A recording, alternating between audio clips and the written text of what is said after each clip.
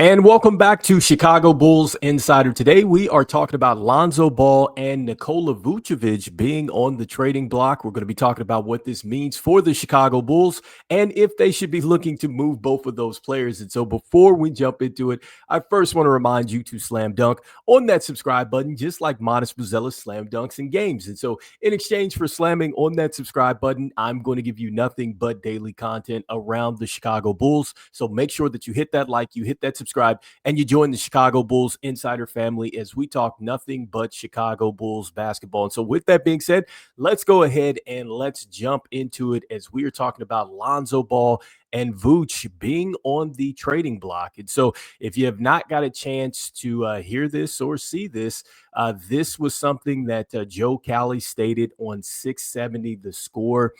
It was Rahimi and Harris who were the host on this 670 The Score show. And it's about a minute and 26 clip.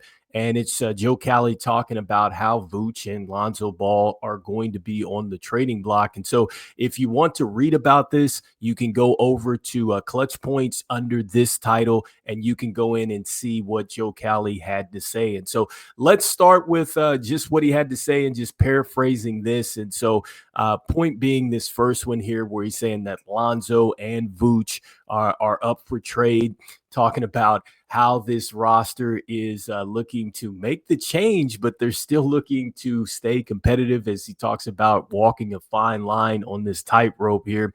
And he's talking about as long as the Chicago Bulls are really on this fine line, then you can expect for them to have a late lottery pick. But again, he's talking about Lonzo and Vooch on the trade block. And so let's start there. And so with these two players being on the trade block, I think that number one, it's not any new news. I think that Vooch is certainly a player that we knew, since last season he was going to be on the trade block, especially, since we knew that this team was going to have to change in order to just get to a place that they haven't been before in a long time, which is actually qualifying in the playoffs and winning a series and hopefully moving on. And so Vooch is just one of those players that just with the timeline of this team and the way that it's getting younger doesn't necessarily fit.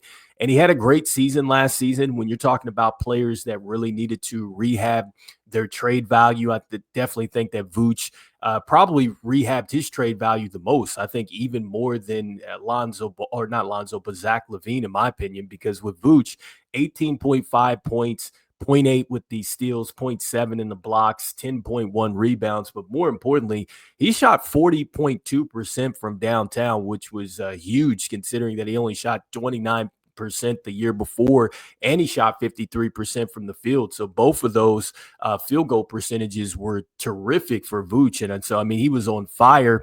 And honestly, I'm surprised that he did not get moved because he played so well last season. But, Vooch showed that he could be a double-double. He showed that he could be efficient. He showed that he could play in a new system, which was much faster. And look, he didn't necessarily get the ball on the post like that as much as, he had before in the past, and he found a way to really be effective. And so you have to love that if you're a potential trade partner with the Chicago Bulls and getting him, because he is on an expiring contract. And so I think that that is something that would entice a team. But I do feel like that the Chicago Bulls most certainly need to move him if they're going to continue to get this roster younger and continue to push it in the right direction. And next, when you look at Lonzo Ball, he's a player that I think initially coming in, the trade value was probably not going to be there since he had sat out for so long, and really nobody knew what Lonzo was going to do. And I say it all the time. I think that what he was able to do last season was really spectacular, even though, he only played a limited amount of time, in my opinion, with the 35 games that he played in. And so I think that still in the games that he played in, when he did play, I thought he was super effective out there because it wasn't about the points for Lonzo. And so Lonzo was a guy that I felt like you felt his impact on the defensive end with the rotations that he made. He would get these steals, the block shots, the energy that he would bring. And I just love the fact that offensively, he could start the fast break and he never had to put the ball on the ground. Like, it was perfect passes that really got teammates to the basket to score easily. And whenever the Bulls were stagnant in the offensive sets and things like that, he would find the mismatch, whether it was Vooch or whoever, and he would get the ball down to them to where they could go to work close to the basket. And so these are things that, you can't really measure that with his basketball IQ that he had on the offense and the defensive end. And so he was huge for this team. And he definitely helped with this team really translating to this faster style of play. And so you got to give him a ton of credit there. But, Lonzo, for the long-term situation, it just seems to be a player that's not one that would fit into the plans for the Chicago Bulls with them going younger, bringing Josh Giddey over, and seeing the success that he had. You saw that Coby White really took off, I think, to another level once his role changed yet again after moving on from Levine. And so it's going to be interesting to see what he looks like in a full season now in a new role next to Josh Giddey. But, with the guard play that you got from both of those guys, and then you look at the guard play that you actually got from Trey Jones when he came over, like, I think that was huge, even though he's a free agent now. I don't think I anticipate him being back. But even Kevin Huerter, a guy that they brought over via trade, I know he's on an expiring contract, but for the things that he did as far as really spacing the floor and things like that, I think that was perfect for the Chicago Bulls. And now with Lonzo, much like Vooch, these are players that I think would be a real impact really to another team at this point in their careers. I've said this with Lonzo. He reminds me of a Shaun Livingston type of player. If you don't know Shaun Livingston played for the Golden State Warriors. He had a really bad knee injury. It wasn't similar to Lonzo, but just with the amount of time that he missed and then coming back and fighting his way back in the NBA and eventually winning an NBA championship, like, I could see that with Lonzo Ball because, I think that we saw that with him, it's not necessarily physical. Yes, he may have, taken a step back with the athleticism, but with his basketball IQ, he could still be super impactful for a team. And so I think between him and Vooch, both of these guys are win now type of players for a team. And so I think at this point in time, what you're looking at, with both of these players, and Joe Cowley talked about this a little bit too, when he was saying that essentially when Lonzo signed that deal, it was basically a one-year deal and a deal which was very tradable because, with the fact that it is a team-friendly deal where the team has that option of the $10 million, like, I think that is a salary in which a team would definitely want to take on.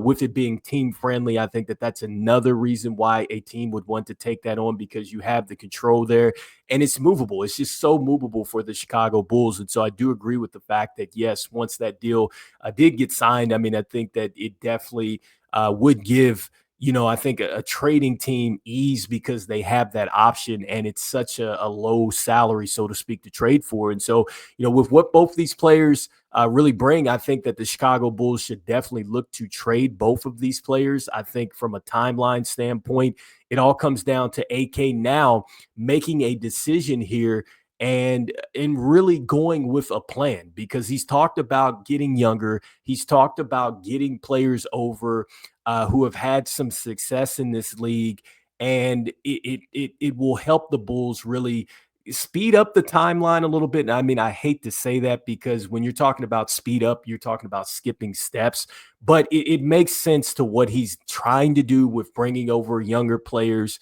that really they just need a new opportunity. They're still young enough and they fit your timeline.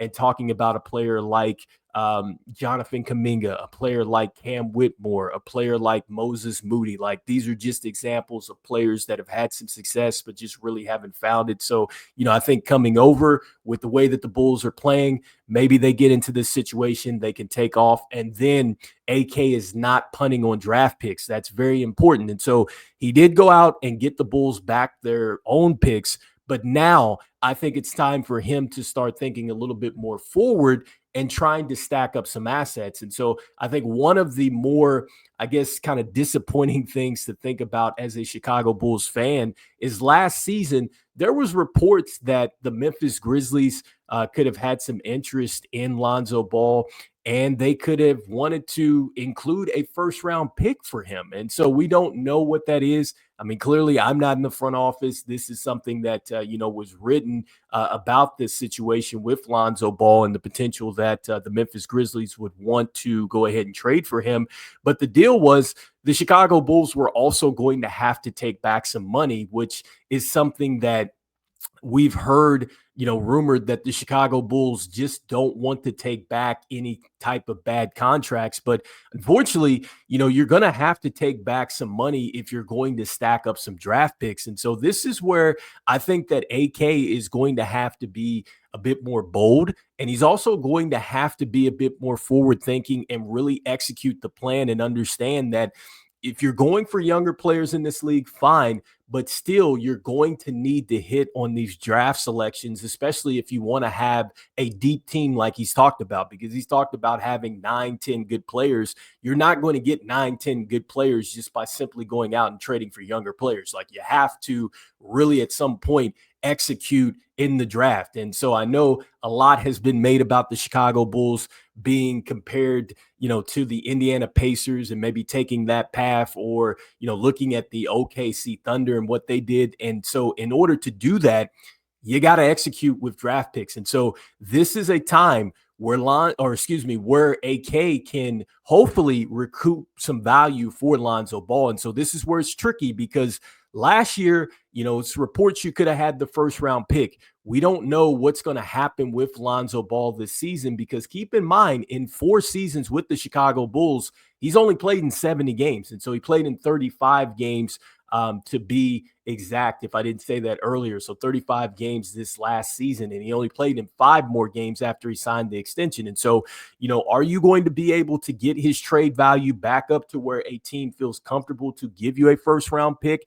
That's where it's questionable for me. I think you could move him for second round picks, and that's something where the Bulls would have to think about that. And I think that if you do take back a bad contract, or you take back some money, you try to get that asset to play well to where hopefully you can flip it. And so I think that would be a situation that AK has to think about.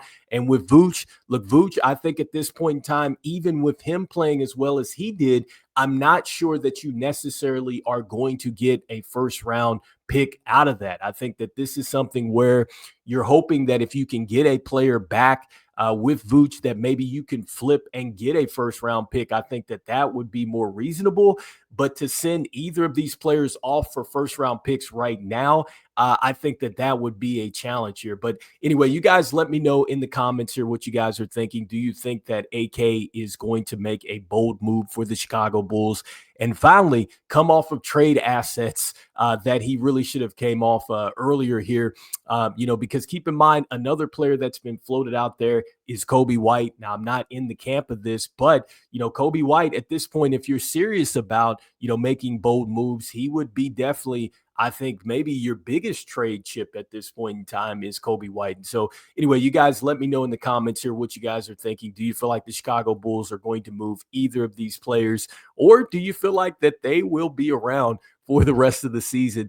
Because if Vooch is here for the rest of the season, that would mean that his contract would expire. With Lonzo, he's still got another year on his deal, but it is a team contract there, or team option, excuse me. So the team could elect to go a different direction. But anyway, you guys let me know in the comments. And as we always say, go Bulls, and I will see you guys on the next one. All right, peace.